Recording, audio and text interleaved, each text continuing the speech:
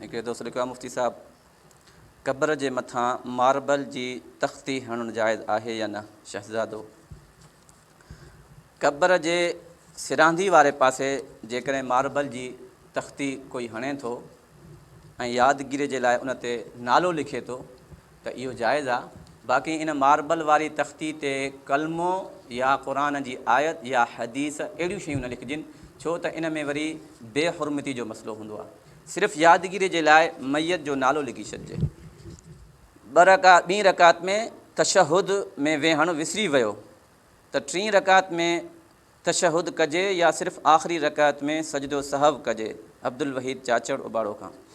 जेकॾहिं कंहिं शख़्स ॿीं रकात जे अंदरि तशहुद न कयो आहे, उनखां विसरी वियो हलियो ऐं टीं रकात में यादि आयो आहे त हाणे टीं रकात में उहो तशहुद न कंदो, बल्कि आख़िरी में जॾहिं सलाम जो वक़्तु हुजे त पोइ सजदे सहव करे बाद में सलाम करे। मुफ़्ती साहब, हिंदू औरत मुसलमान औरत जे मथे खे तेल हणे थी, छा उन तेल लॻल सां मुसलमान औरत जी नमाज़ थी वेंदी? अब्दुल वहीद चाचड़, जेकॾहिं कंहिं हिंदू औरत मुसलमान औरत खे मथे में तेल विधो आहे ऐं उन हिंदू औरत जा हथ साफ़ आहिनि, जीअं नॉर्मल आम माण्हू जा साफ़ हूंदा आहिनि, त पोइ उन औरत जी नमाज़ थी वेंदी, छो त हिंदू औरत जो अक़ीदो ख़राबु आहे, उन जे अक़ीदे खां नफ़रत करणी आहे। बाक़ी उन जा हथ बज़ाहिर जेकॾहिं सही आहिनि त उन जे हथ मथे खे हणण सां मथो पलीत न थी वेंदो, तेल पलीत न थी वेंदो। अक़ीदे जी ख़राबी आहे, बाक़ी ज़ाहिरी ख़राबी न आहे। मुफ़्ती साहब, ख़ूबसूरती जे लाइ क़ुर्बानी जे जानवर जो सिंग कढणु जाइज़ आहे? मोहम्मद इरफ़ान जतोई, जेकॾहिं को शख़्स क़ुर्बानी जे जानवर जो सिंग मुंढों थो कढे ऐं क़ुर्बानी अचण खां अॻु में उहो ज़ख़्म बिल्कुलु दुरुस्त थी वञे थो ऐं उन ज़ख़्म जो असरु दिमाग़ ताईं नथो पहुचे त पोइ इहा शइ जाइज़ आहे। लेकिन जेकॾहिं इन कढण सां ऐब रहिजी वियो या उन जे दिमाग़ ते असरु पहुतो ऐं उन दिमाग़ ते असरु पहुचण सां दिमाग़ी एतबार सां उहो जानवर बावलो थी वियो त पोइ दुरुस्त न आहे।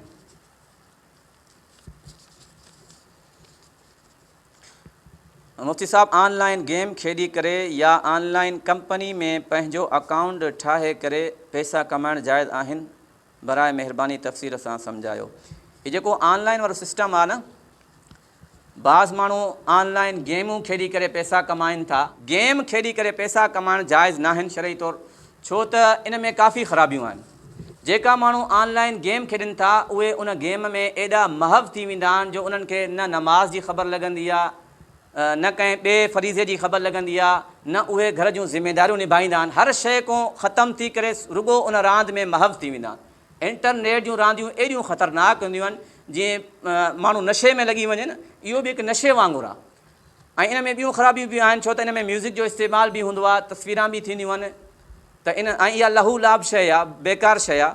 गेम खेॾी करे पैसा कमाइण जाइज़ न आहिनि। हा, जेकॾहिं का ऑनलाइन कंपनी आहे ऐं उन कंपनी जे अंदरि माण्हू अकाउंट खोले थो ऐं उहा कंपनी शयूं खपाए थी, प्रोडक्ट खपाए थी, ऐं उहे प्रोडक्ट हलाल आहिनि, साबुण आहे, तेल आहे, शैम्पू आहे, इहे शयूं आहिनि, ऐं उन कंपनी जो उसूल इहो आहे त जंहिं अकाउंट खोलियो आहे उहो शख़्स कंपनी जी का बि शइ विकिराए थो, उन जे ज़रिए सां, उन जे तवसुत सां या उन जे मशवरे सां कंपनी जी का शइ विके थी, त उहा कंपनी उन मां थोरो प्रॉफिट उन अकाउंट वारे खे ॾिए थी जंहिं विकिराए ॾिनी आहे, ऐं हिकु दफ़ो ॾिए थी, ॿी शइ खपराईंदो, वरी ॿिए दफ़ो हिकु भेरो उनखे उहा शइ ॾींदी, उहो प्रॉफिट ॾींदी, त इहो शरई तौरु जाइज़ आहे।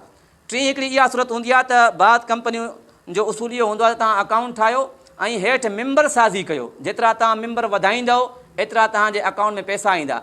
मेंबर साज़ी वारो तरीक़ो बि शरई तौरु जाइज़ न आहे। मेंबर वधाइण सां पैसा अचनि था, अलाए छो था अचनि।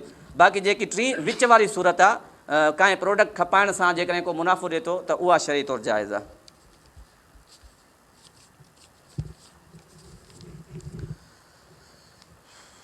मुफ़्ती साहब, आउट ऑफ कंट्री वञण वारो शख़्स नमाज़ कहिड़े तरीक़े सां पढ़ंदो? आलम ख़ान चाचड़ रेती खां। जेकॾहिं को शख़्स बैरून मुल्क वञे थो, नमाज़ त साॻे तरीक़े सां पढ़ंदो जीअं पाकिस्तान में पढ़ंदो आहे। टाइम जो फ़र्क़ु थींदो, छो त बाज़ ममालिक अहिड़ा हूंदा आहिनि जंहिंमें अधु कलाक जो या कलाक जो या ॿ टे कलाक जो बि फ़र्क़ु हूंदो आहे, त उतां जे वक़्त जे एतबार सां उते जंहिं वक़्तु मग़रिब जो टाइम दाख़िल थिए उन वक़्तु मग़रिब पढ़ंदो, जंहिं वक़्तु इशा जो टाइम थिए या जंहिं वक़्तु ज़ुहर जो टाइम दाख़िल थिए त उन वक़्तु पढ़ंदो। पाकिस्तानी टाइम जो एतबार न हूंदो, बाक़ी नमाज़ अहिड़े तरीक़े सां पढ़ंदो। ऐं जेकॾहिं उनजो उते 15 ॾींहं या 15 ॾींहंनि खां मथे रहण जो इरादो आहे त पोइ मुकमल नमाज़ पढ़ंदो। जेकॾहिं घटि रहण जो इरादो आहे त पोइ सफ़री नमाज़ पढ़ंदो, कसर कंदो। हिकु सौ लिखो आहे मुफ़्ती साहिबु, मुंहिंजो सुवालु इहो आहे त दुनिया में सभ खां पहिरियां हज़रत आदम अलैहिस्सलाम आयो ऐं उहो मुस्लमान हुयो, त पोइ हीउ काफ़िर काॾों आया? काफ़िर आया शैतान जे मशवरे सां। हज़रत आदम अलैहिस्सलाम मुस्लमान हुयो, हज़रत नूह अलैहिस्सलाम ताईं इहे फितना न हुया। बाद में कुझु माण्हुनि पंहिंजे जंहिंसां उन्हनि जी अक़ीदत हुई, जेका उन्हनि जा वॾड़ा हुया, बुज़ुर्ग हुया, पोइ शैतान उन्हनि खे ज़हन में अची विधो त तव्हांजी जंहिंसां मुहबत हुई, अक़ीदत हुई, उहे विया हलिया फ़ौत थी। हाणे तव्हां उन्हनि जूं मूर्तियूं ठाहियो ताकी हिकिड़ो यादगीरो रहे मुहबत जे करे। पोइ उन्हनि चयो ठीकु आहे, उन्हनि वरी मूर्तियूं ठातियूं। जॾहिं इहे मरी विया, वरी इन्हनि जूं ॿियूं नसलूं आयूं, उन्हनि खे शैतान इहा ॻाल्हि कई त तव्हांजे वॾड़नि फलाणनि जूं मूर्तियूं ठाहियूं हुयूं, उन्हनि जूं पूॼा कंदा हुया, तव्हां बि कयो। उन्हनि बि इहा शुरूआति कई। नूह अलैहिस्सलाम जे ज़माने में पोइ इहा पूॼा शुरू थी वई, उतां इहे जेका काफ़िर शुरू थिया।